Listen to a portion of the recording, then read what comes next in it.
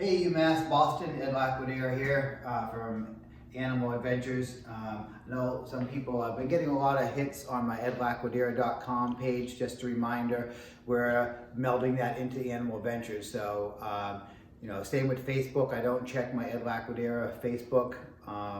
It's kind of just there.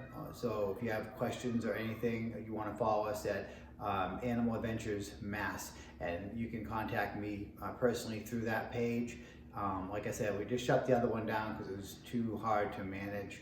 We were spending too many hours on the phone and the computer managing that stuff, and when it all comes down to it, we're animal people. So we want to spend more time with the animals and less time. I know we have to do that stuff for business, but we did meld all that together. So Animal Adventures Mass is Facebook, and animaladventures.com or animaladventures.net will take you to our Animal Adventure website. I'm really hoping that to get more questions and contact, or people that have more information to add what we're doing here, or just some kind of interaction would be awesome. But I'm hoping you're enjoying it. So this here is called a white tree frog, or a dumpy tree frog. And these guys are native to Australia. They're amazingly found in various variety of habitats. They are obviously found in the rainforest, but they're also been known to be found in drier lands, and sometimes quite a distance from any kind of water. And so what they do when they lay their eggs, which 150 to 300 eggs, even for a little frog like this, quite common with tree frogs, they'll wait for water to gather in a leaf or in a hole in a tree, which is also another common way, and the water will build up there, and they'll lay their eggs in that water. So you don't necessarily find these in a body of water. Just like here in New England, we have the gray tree frogs and the spring peepers, and sure, they can lay their eggs in water, but they do also lay them in trees and even little water gathered in brick wall, rock walls and things like that. So they have these sticky feet, which is pretty cool. You can see the big fat toes spread out to give them a greater surface. The males typically have a black patch on one of their feet, and it's supposed to help them grip with the female a little more during breeding. You would think he could just be nice and bring her flowers or bugs or something, right? But I guess sometimes they need that.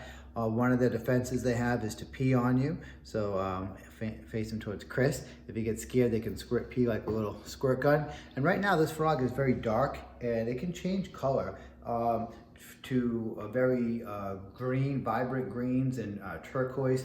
One of the translations for their name, the white tree frog, the color actually in Latin is like blue, and they name it, in some parts they call it a blue tree frog. They don't really get too blue. That's just a fresh bunny stomping its feet. So you will see a variety of colors, from browns and whatever color this is to very vibrant greens and turquoise. The other neat thing about this frog, and one reason conservation, intelligent conservation, I want to put that out there, intelligent conservation is important, is a variety of medicines, as you know, come from trees and plants and animals. And right now, it's been discovered over 20 years ago, I believe. And sometimes my numbers might be off a little bit as far as what year it was discovered, but I believe it's over 20 years now, I know it is, that they started studying extracts from the skin of these frogs, and they find it to be beneficial to treat staph infections, various kinds of arthritis, they're saying, even cancers. So there are peptides in the skin of these frogs, and I believe it's over a dozen different peptides that they're currently studying, and already have a lot of case studies of the peptides from this frog helping in the medical science field. So these frogs are very important, like all animals are. I think sometimes if you don't study the animal or a lot, or you don't see an importance in it right away, you think, okay, that animal doesn't benefit much.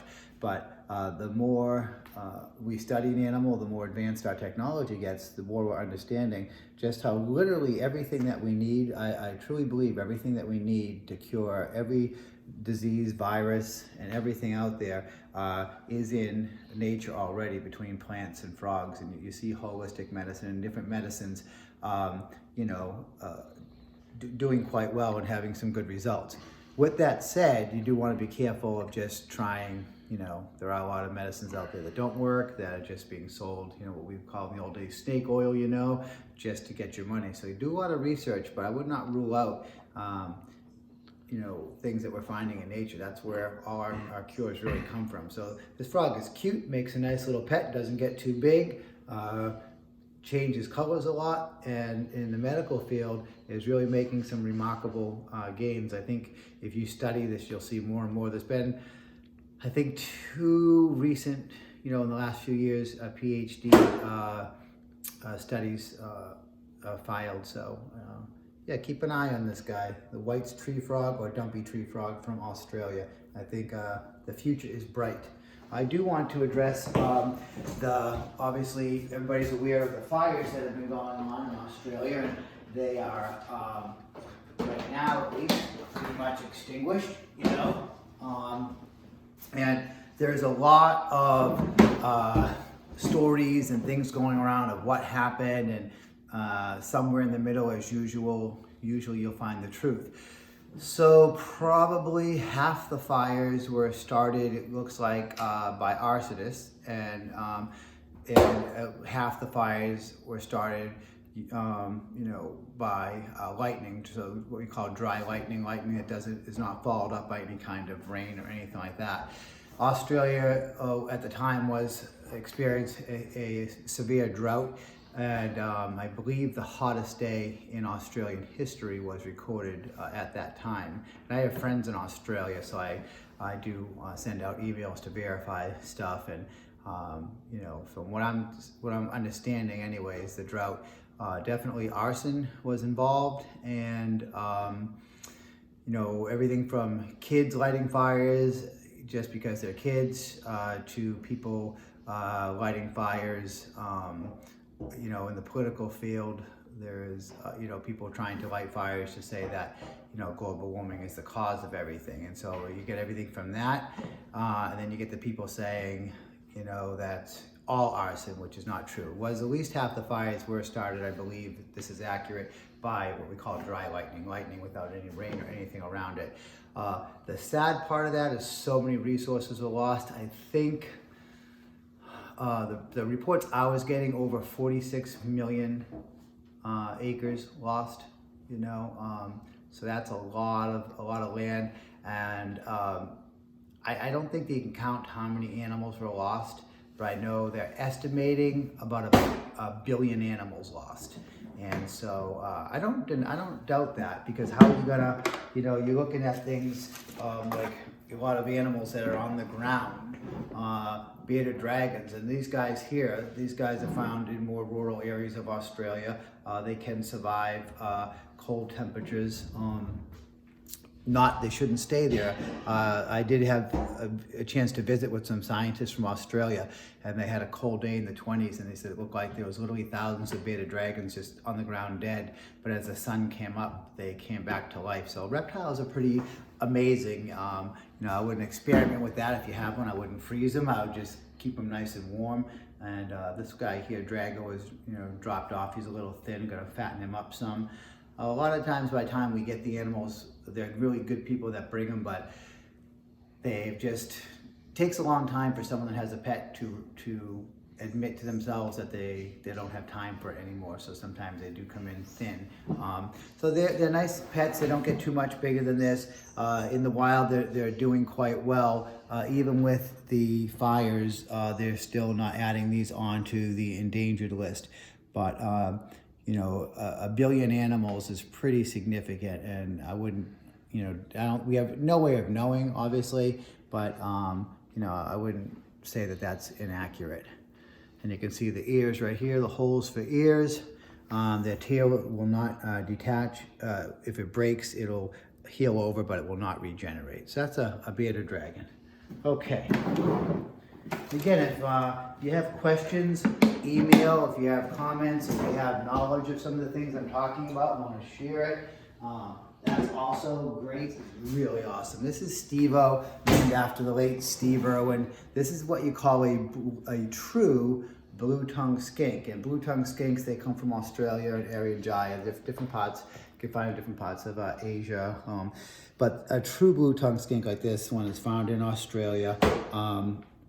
They do survive in various habitats, everything from forest to the savanna type areas. They don't do real well in extreme desert, but like another animal we're going to talk about in a few minutes, you know, after a nice rainfall, more animals do come into the desert to eat the grasses and things that go on there.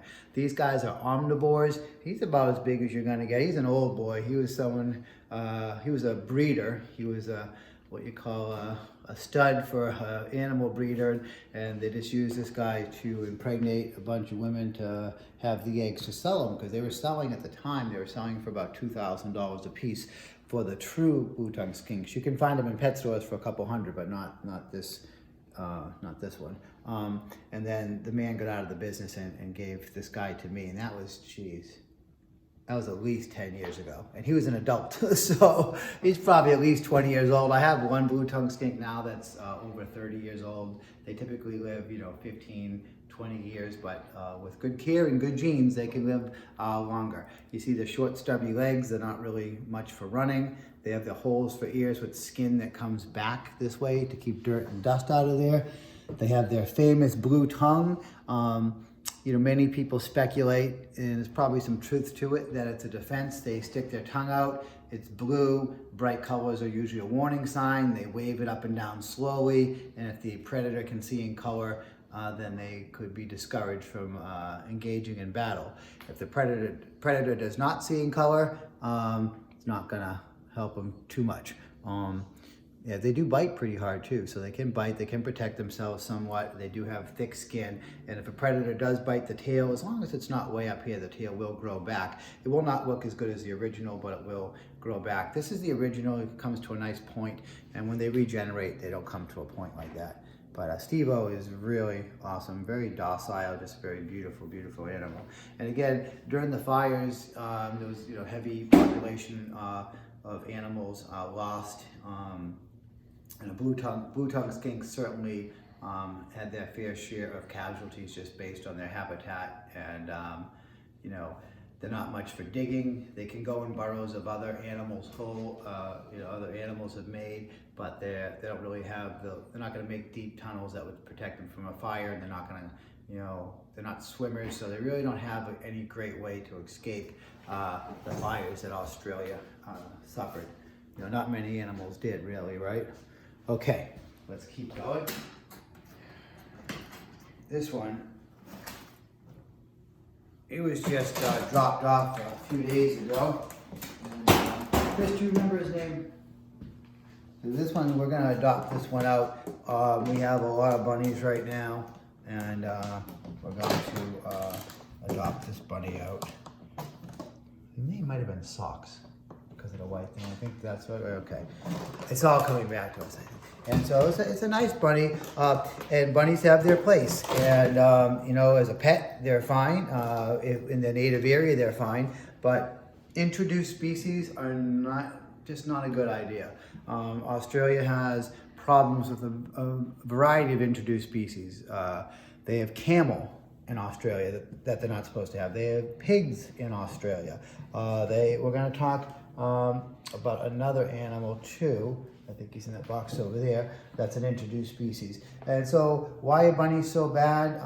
It's just any animal that's not supposed to be where it is can offset the ecosystem. So they compete for food with other animals. They can, sick bunny can spread, you know, disease like any other animal. And the difference is the animal may not fight it off because it's an introduced species. they make a lot of holes. They compete for dens and things like that. So it's just an animal that just should not be in Australia. And again, probably the biggest thing is it just makes animals compete for food. Any herbivore animals. I'm sure the predators are happy that the bunnies are there. But everything's a balance, and things are where they are for a reason. Is a Bufo marinus, or a cane toad, and peeing on me, thank you. So cane toads, just like this, are native to South America. Now look at the size of these glands right here. Those glands are filled with toxins. After I handle a cane toad, I wash my hands because I rub my eyes sometimes, and you do not want to get this stuff in your eyes. My son Joshua, who is 15 now, when he was around 5 or 6 years old, he was playing with the toad, and the toad, was excreting some toxins, and Joshua got it in his eyes. And my kids have been around animals their whole life, and they were burning his eyes. I had to flush his eyes out for a solid 20 minutes. I know somebody, a young kid, who had read some stories that you could mix this with certain plants and all that and make hallucinogenics, I don't drink, I don't do drugs, I don't do any of that stuff. I think all that stuff is nonsense, not bad, never gonna help your life in any way. But this kid tried it and he almost died. Literally almost died. He actually used to work here, then was in school in Arizona when I got a call from his parents that they didn't think he was gonna live. And he had mixed several different things together, toad toxin being one of them, and almost died, very close to it. So if you read something stupid about toad licking and all that, it's just gonna make you throw up, give you diarrhea, and maybe kill you. So I advise against that, okay? Plus, come on, look at it. You really wanna put that toad in your mouth, right? I went to UMass Amherst, so I know what happens at some colleges, right? So I'm just throwing that out there. But these guys here were introduced to Australia, like somewhere between 70 and 100 years ago now, and there was 103 of them. I have that on pretty reliable sources released, and now there are millions of them, and they're bad. They were put in Australia. This is what happens when you sit in the classroom and don't ever get out in the field and study things. You need both. So these guys were put in Australia to eat the cane beetles. So the cane beetles, which are destroying, the cane, the sugar for Australia, which is a big export for them, sit at the top of the plant, a few feet high. And these guys eat the beetle, can't jump that high, so they weren't eating the beetles. Then, toads and frogs, they multiply quickly. They can have, hundreds of eggs at a time. And guess what? The animals in Australia were eating them, and they were dying. So they were literally killing animals in Australia. Even in South America, where they're from, the only animal that can eat these guys really on a regular basis is a South American raccoon called the coati, because the coatis are pretty smart. They're in the raccoon family, and we know they're smart. They grab these guys by the leg, they take their sharp claws, they would cut open the glands and wash most of the toxins out. Now, of course, in all these little glands, they can excrete small amounts up through their skin, but the coatis would literally wash out the majority of it and eat them and be okay. And they still do that to this day. So this is an introduced species to Australia that's responsible for many animals in Australia dying. Nobody knows the numbers of these and other introduced species or animals in general after the great fires that we just had there. So you can see him puffing up. This makes him look even bigger. So if a predator was going after him, he tries to make himself look too big to swallow. As a matter of fact, I'm not going to talk about snakes today, but Australia has many venomous snakes and many colubrids too, like the carpet python and things that will swallow these. And I've seen this myself with garter snakes around here. I've seen a snake swallow a toad, and the toad fight and hop out of the snake's mouth. I've seen it more than once. And I know in Blue Hills in Boston that they had a toad on display. A snake got hit by a car, and a toad came out of his mouth and lived. They're tough. And really cool animals, but they don't belong in Australia. Okay, let's continue. And I think we're going to take a little walk for this next one. And Chris, you can just leave that running. And we'll just go right over and see our friends, the emus. I'm going to have a sip of tea, I'm sorry. My throat's dry, I need my tea.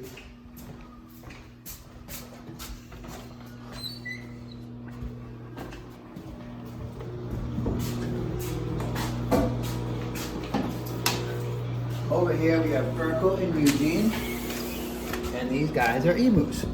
And emus are the second largest bird in the world. They are flightless. They are cousins, obviously, to ostriches. And ostriches get a little bit bigger, but not really much bigger. These guys here can grow 5.5 feet tall, which they are now. Want some, not my fingers. Want some dog food or no? They like to eat out of my hands. I swear they like to peck my skin. But dog food is good for them. It's a nice treat. So these guys eat a lot of bugs, and they do eat plants and things like that, but they eat small mammals and reptiles. They'll eat almost anything, but they do eat a lot of vegetation as well. You don't like the plastic? I don't. I'm trying to give you this without my hand. And you can see how big they are, and smarter than me, evidently. You want some from me? Guess they don't like the plastic lid. They're kind of funny birds where they have these little oddities about them. Like they like this, they don't like that, you know. And they're brothers. One was dropped off here as a baby. One went and traveled with a petting zoo for a year, and then was dropped off. They're several years old. They can live 10 to 20 years, but typically in captivity you can get an extra 5 to 10 years of life out of them. You don't typically, you know, wear shiny things around them because they can, you know, they'll peck your fingers. Eugene over here looks like he's got a little feather or something in his eye. His eye is bubbling. Just like if you poke yourself in the eye, you know, water up a little bit, then the liquid will actually clean his eye out. So could have poked himself. Could have got a feather from his brother here or something. And you gotta be careful. They can be. If you can get their feet, Chris, you can see how strong their feet are. They're just massive, powerful legs. And they can be dangerous. They're not known to attack people, but right now, like during their breeding season varies in captivity. And we're careful because when you go in with them during breeding season, you know, they get a little obnoxious and will stomp at you sometime. So we're always careful. They're found throughout Australia. They don't usually go in the desert lands, but after a significant rain, they will travel into the desert and eat the lush greens and grasses and other things there. The other thing is they have been known to travel up to 300 miles in just a short time in a week. Some people say even less in trying to find food, depending on, you know, the weather patterns in Australia. And they've been known to lose half, up to half their body weight and then replenish it. So it's a pretty remarkable hardy animal. They are hunted and raised for their meat. Emu, a lot of people eat emu meat, and they also are slaughtered for their oil. Everybody's probably seen emu oil. There's stuff made for athletes. It's supposed to reduce swelling. It's supposed to help your skin. There's supposed to be a lot of benefits to the emu oil, pain reliever, wrinkle control, all these different things. I don't doubt that stuff works. So I guess where I would stand on that, if they're being raised for meat, because the oil comes from the meat, so you have to kill the animal to get the oil out of them. So if you're raising them for meat and oil at the same time, it's very similar to farming a cow or another animal like a rabbit that's raised for meat and for its fur, and you're not wasting or killing the animal just for one thing. Then I guess, you know, that's part of life, and people have different opinions on that. Myself, I couldn't kill one. I don't eat emu. I'm not against people eating emu. I have tried it before. It was given to me as a gift from a friend of mine from Australia. Actually gave me some emu steak and burger and stuff like that. I was okay, whatever. But yeah, so they have every animal and every plant, I believe, has significant value. Not, you know, the main value for me as an animal lover is you know, studying them alive and spending time with them. But they also do have a lot of you know, medical uses and food. You know, if I imagine there's quite a bit of meat on an emu. So you know, just another beautiful animal, strange looking. They can run. They've been clocked at like 40 miles an hour. That's a fast animal. Can you picture an angry emu running after you? That would not be. They look pretty silly when they run. They look a little ridiculous, but they're just beautiful. So I just wanted to share a little bit with that with you. We're going to head over and look at 2 species of wallaby and kangaroo, and then we'll probably end with that. I hope you're enjoying this. I hope you email and we can have some further conversations and discussion about these beautiful animals. Hey guys, so I wanted to show you a couple of our kangaroos. This is our indoor area. We're building an outdoor area for them, though it may not work. This here is Naomi. She is our 11-year-old kangaroo. She's been with us since she's been tiny. And this is Tico. He's also been with us since he's been a baby, but he's only about 4 years old now. And these are red kangaroos. You'll notice that they're not deep red. So the females, like Naomi over there drinking, are actually referred to as blue flyers. They have this like blue tinge to their fur, and they only grow to be about 5 feet and 100 pounds. It is the largest kangaroo in the world. There are 4 species of kangaroo, and then there are about an additional 12 species of tree kangaroo. But like all animals, the taxonomy is up for discussion and up for grabs. And you have, you know, your wallabies and wallaroos and everything on top of that. A couple of interesting things I want to point out. You can see Naomi's over there drinking right now, and kangaroos can literally go a month without water. It happens all the time, and they are made. I think humans are about 60% water, and kangaroos are made up of like 70% water. So they have a higher water content than us. They have what we refer to in science as a super kidney that holds water longer, processes it a little bit differently, and so they can go longer periods of time without water. Also, when they're stationary, no matter how hot it gets, they don't sweat, so their sweat is limited on their movement. It is the largest marsupial, and they have a very unique way of their locomotion is hopping. Hopping, if you study it, is a very it conserves a lot of energy when you hop. It's a very, it looks simple, but it's an advanced system of locomotion because it does conserve so much energy. When they hop, both back legs move at the same time. Everything you read on kangaroos says they cannot hop backwards, and I'm just going to say I've seen them hop backwards. They're not really designed to hop backwards. Mechanically, it doesn't make much sense. But I have seen my kangaroos hop backwards a little bit. Not much, but you know, they have done it. But really, they're designed to hop forward. They can hop, the male kangaroo can hop about 25 feet in 1 bound, and the female about 15. Both male and female can jump 6 to 9 feet up, which is a pretty high jump. So another interesting thing about their locomotion is when they're in water, because they're great swimmers, they actually move the legs independently of each other.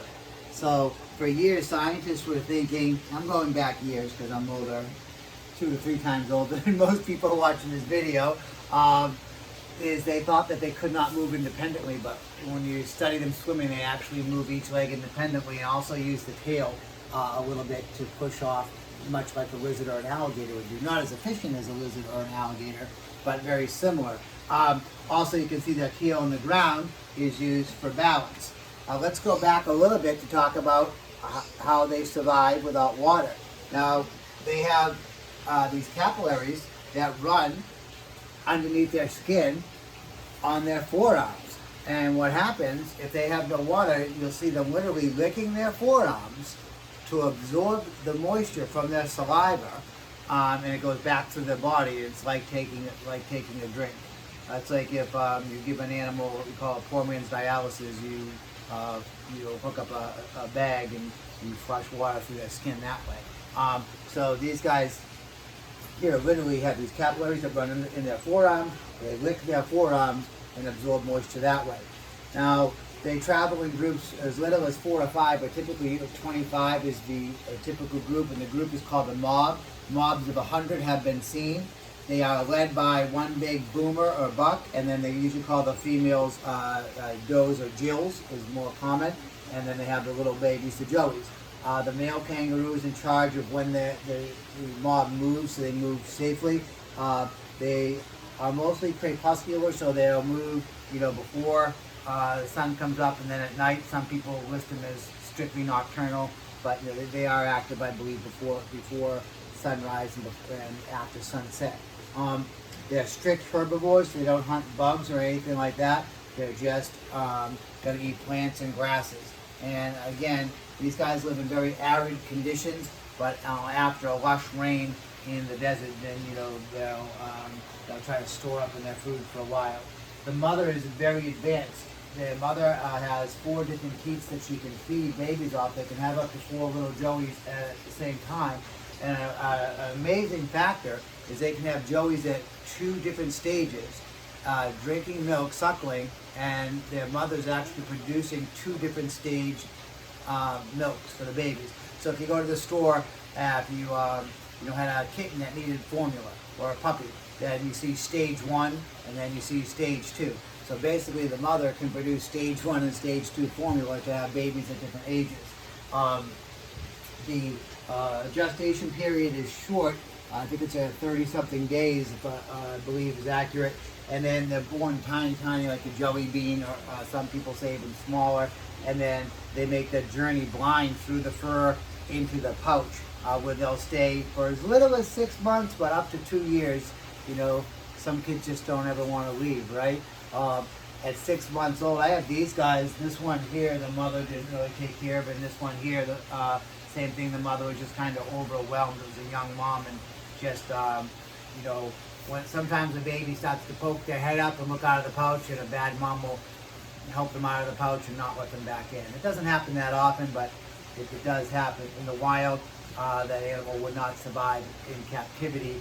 A place like us or another place can take them in. So they are remarkable moms, and the dad is in charge of protection. And one thing I want to also mention about their cousins, the emus, it's the dad emu that lays that. The mother obviously lays the eggs, and the dad is the one who actually protects those eggs. And the emu dads are, I find, comparable to the kangaroo moms. The kangaroo moms are selfless. They have 1 or 2 joeys in the pouch, another one on the pouch, on the ground, that's trying to sometimes get back in the pouch, and they all want mom's attention. The mom emu is the opposite. She lays her eggs and takes off. The dad will stay there the entire time to several weeks, actually months, to incubate the eggs and then protect the babies after that. So in the quite a contrast between the emu moms who do nothing, and then the kangaroo moms who are like the super moms who take care of their babies, and the babies will even go to the bathroom in the pouch and everything. So it's a pretty remarkable animal. During the fires in Australia, there was a lot of footage being shown of kangaroos and koalas. I was doing some extra research on that, and neither kangaroos or koalas are going to be added to the endangered species list at this time. So they're still saying the numbers are plentiful. Both the kangaroos here, I don't have a koala, but I want to throw that in there because they're so cute. The kangaroos are farmed and hunted for their fur, their leather, and their meat. The leather is very soft and strong with owls. I have owls here, and many times the leather that you purchase for the straps that go around the legs called dressers is kangaroo hide. It's used in many different ways. People, like I say, eat kangaroos, use kangaroo fur. So it's an awesome animal. I know here in the United States we look at them and I couldn't think of killing a kangaroo for any reason, but you know, a gray squirrel, that's different for us, right? I mean, if you had to, you know, farm squirrels for a living, you probably could, because we know there are millions of them. In Australia, they're now saying that the number of kangaroos has surpassed the number of humans. So let me say that again. They're saying in Australia, the number of kangaroos has surpassed the number of humans. You know, but they're beautiful. If you get a chance to go to Australia, there are many places you can go that do kangaroo rescue, even though they're not endangered, which I think is cool, because I look at animals individually. I don't, you know, think just because, I mean, being endangered, yes, you want to spend extra attention on that, but I don't think ones that aren't endangered should be excluded from protection and from being able to enjoy them. So, you know, just a beautiful animal, and I wanted to share a little bit. We are going to build an outdoor pen for them and try again. I'll loop around to what I started with. These guys are unique in the fact they're afraid of large open spaces, and we've tried it in the past, and they have freaked out a little bit, and we've had to jump on them and keep them from hopping 40 miles an hour into a fence and killing themselves. The female can actually exceed 40 and the male in the 30s, but you know, a big male, you know, hopping 30 miles an hour straight into a fence is not going to be good for his health. This guy here is neutered, so we're not, obviously they're not going to breed, and that's why he's small, and that's why he's not 6 feet. When you neuter the kangaroos, it does not just take away from their lifespan in any way, distracting in any way, but it does make them smaller, and because he's neutered, he doesn't get the deep red that the typical male kangaroo would get. And this is Kiko, and that's his best friend, because he's neutered.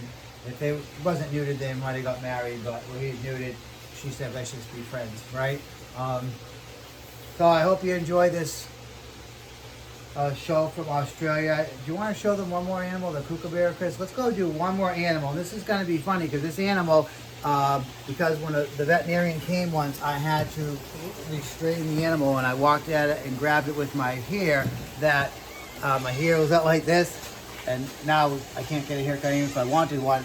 So the kookaburra gets scared when I come at him with my hair down, and if I put my hair up, he's fine. So let's go in and let's show that for him. So I'm gonna put a hood on.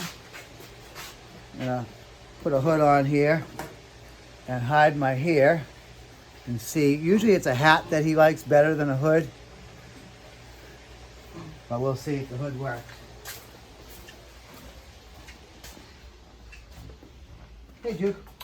So the kookaburra is beautiful. You can see we have our sign right here. You can see where he is.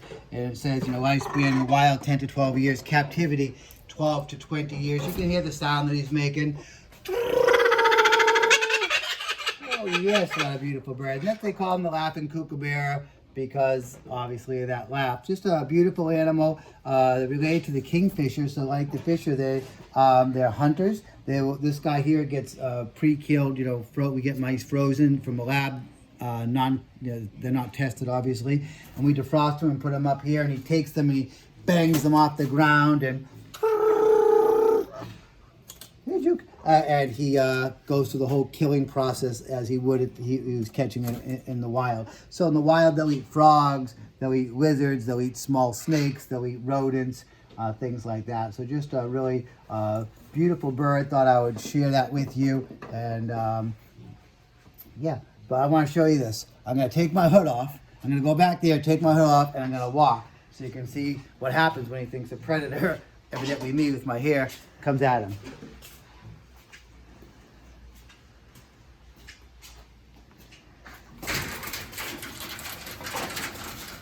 So this is the same bird that was just loving me and laughing at me, is now puffing up the chest, going, look at me, I'm big and strong, I'll take you out. And once I was walking through here, and a staff member was not paying attention. They let him out, and he flew, and I caught him at the last second out of the corner of my eye, hit my jaw, and put a hole through my skin into the muscle of my jaw, where it was like hard for me to move my jaw for like a month, like a hole straight through. I was about 10 feet away walking through, and I closed my eyes, saw something dart at me.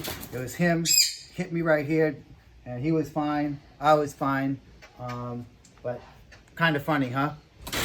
You see how he treats me now that he thinks I'm a predator. Okay, since we're here, why don't we come over here and see what we have. These are beautiful little sugar gliders. I didn't think we'd have time to get to all this, but we have a few more minutes. I know we're trying to keep the videos close to the 45 minutes so people will watch them.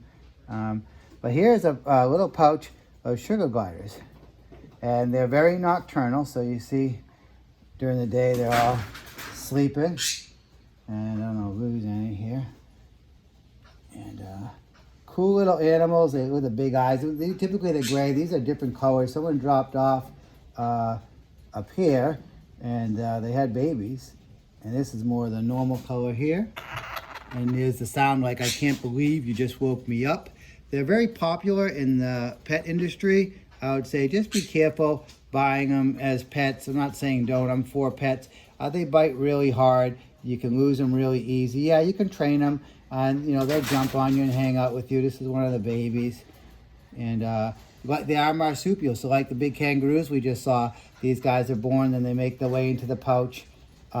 They call sugar gliders because of this flap of skin right here. They can actually glide, you know, up to 50 feet if everything, you know, wind and everything is right. They get a good jump. And they're, you know, little omnivores. They will eat. Look at this guy. He's like, since I'm up, I'll eat. How many of us have done that? You wake up, it's 1 o'clock in the morning, and I had popcorn the other night, like 2:30 in the morning. I just woke up, wasn't tired, had some popcorn. He's having an apple. And there's also biscuits that we put in here because these guys are omnivores. So they have a biscuit that goes in here as well, and that's good for their teeth. And sometimes I give them crickets and mealworms just as a little treat. So you can see them in here. Beautiful little animals though, huh? I can see why people like them as pets. They are so cool. They're so soft too. I can't wait until this lockdown, whatever you want to call it, is over so people can come here and touch. If the college kids want to come here and see some of these animals in person that you're seeing now, just let us know. We'll take good care of you. We'll make sure that we make it affordable for you to come here and see the animals. We'll work with you, passes, whatever we got to do. We want you guys to come and experience these animals up close. So sugar gliders found in the rainforest of Australia. I love watching this little guy eat. Cool little animals. And just want to say thank you so much to UMass Boston for supporting us, hiring us to do these programs. Has meant a lot to the animals and to us. It's really helping us. With all the government grants and everything that are available, there's nothing available to help us pay for the vet bills or to help us feed them, or buy supplies that they need. So there's a lot that the government is not doing to help us. And booking programs like that is allowing us to buy food and make vet appointments and do other things we need to do to keep them alive and healthy. Animals are still being dropped off here on a regular basis. So if you know anyone's watching this program, we are doing private tours. We'll keep you safe. If you know anyone that's interested in doing more programs, please let us know. But thanks so much for your support. I hope that you guys enjoyed these 5 weeks we got to spend together. Ed here. I forgot to do the wallaby, so I'm back. So here is Piglet, our wallaby. He does not like big spaces, so he sleeps in here during the day, feels nice and secure, and then we let him out for exercise. Sometimes he won't come out. This is called a redneck wallaby or a Bennett's wallaby. If you go to Australia, do not call them a Bennett's wallaby. They will not like you, because Bennett is somebody from England that claims he discovered them when the people in Australia said that they already called them the redneck wallaby. They're also found in New Zealand and several other locations, but they originate in Australia. They don't get as big as their cousin the kangaroo. There are really not many major differences from kangaroos to wallabies. Mostly it's a size thing. This guy here actually had cancer on his foot, and we were able to successfully remove the cancer from his foot and stitch it up, and he's as good as new. And there you see, he's like, I'm gonna check this out. Let's see where he's going. put my hood on so I don't, no, sorry. And so he likes to come out and explore. We take him out in the morning and at night. This here is extra exercise for him. You can see when we first went in, he was pretty much just sleeping and wanting to be left alone. And now he's exploring. He likes to go in the closet there for some reason. A nice little mid-afternoon exercise. These guys are strict herbivores. I don't know what the other animals think, but they seem probably pretty used to them by now. But we're just kind of walking back. I just wanted to show you. Oh, and he's doing his little shake, huh? There you go, buddy. All right, bud. Let's walk you back. Let's pick him up. Come here. Oh. Take a look at that cute face.